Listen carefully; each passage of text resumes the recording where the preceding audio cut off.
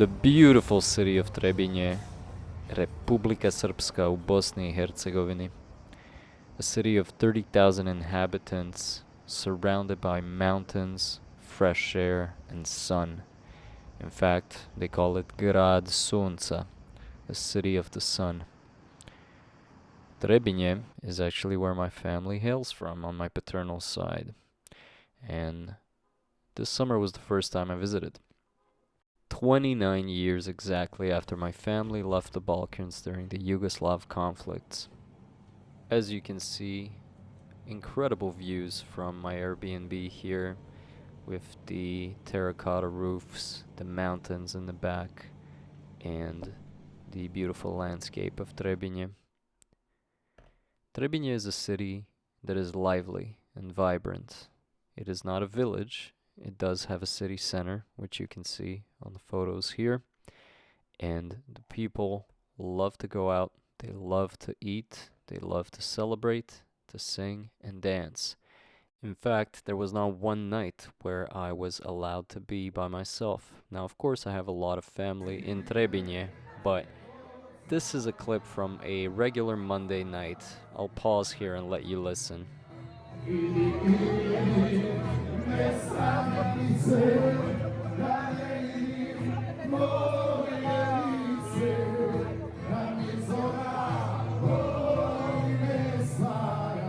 And that is just a regular Monday night in Trebinje. There wasn't any particular event going on.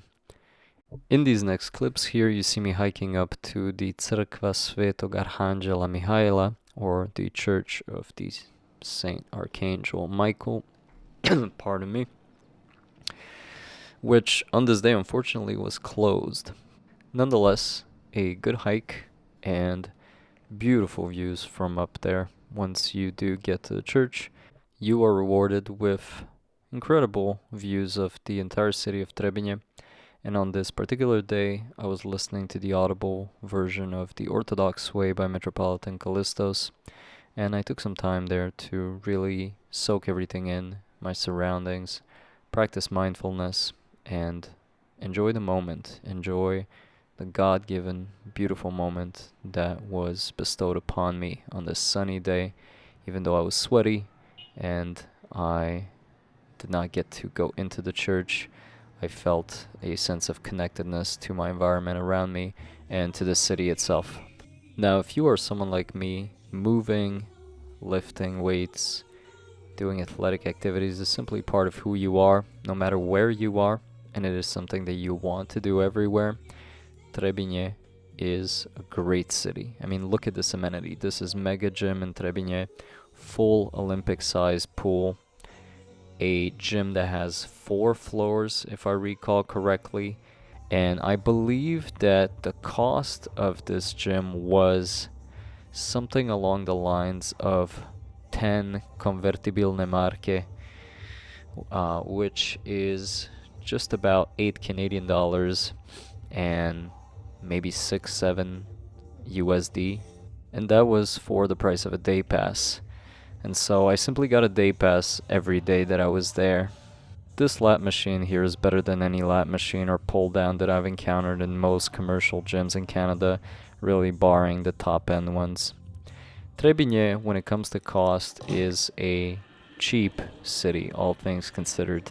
A regular pint of beer might cost you $1.50 at a bar. The city has its own public pool, which is accessible to anybody, and where I spent a lot of sunny days. It is a sectioned off portion of the Trebišnica River, which is cleaned and the water is replaced every week or so. There are bars, there are restaurants everywhere. Trebinje is a city that lives off its tourism, and the hospitality is great. Everything that you may need is quite modern.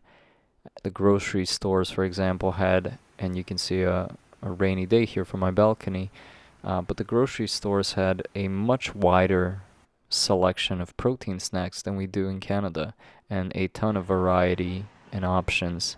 It really is a hidden jewel in my view of the Balkans and as a destination for tourism. And it's not hidden from me or my family. We have strong, very strong family roots in Trebinje. A lot of family members there.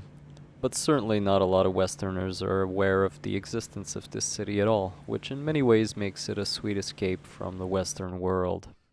Here you can see the Gradski Park, the city's main park, and located next to it, the Saborni Hram, or also called the Hram Svetog Preobraženja Gospodnjeg, or the Church of Holy Transfiguration of Our Lord.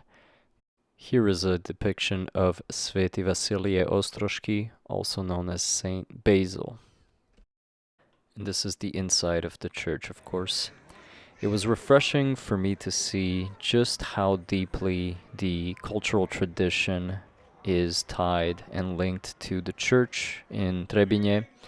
Here you can see clips of the celebration of the city, Slava Grada, which happens every year on August 18th and is also known as the Day of the Transfiguration of our Lord Jesus Christ.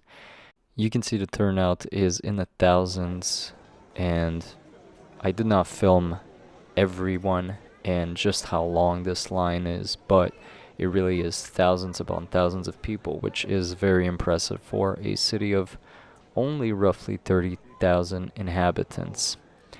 And following this march, starting from the church, was a concert, which I will let play here just so you can get a sense of Bosnian and Serbian music and what it sounds like.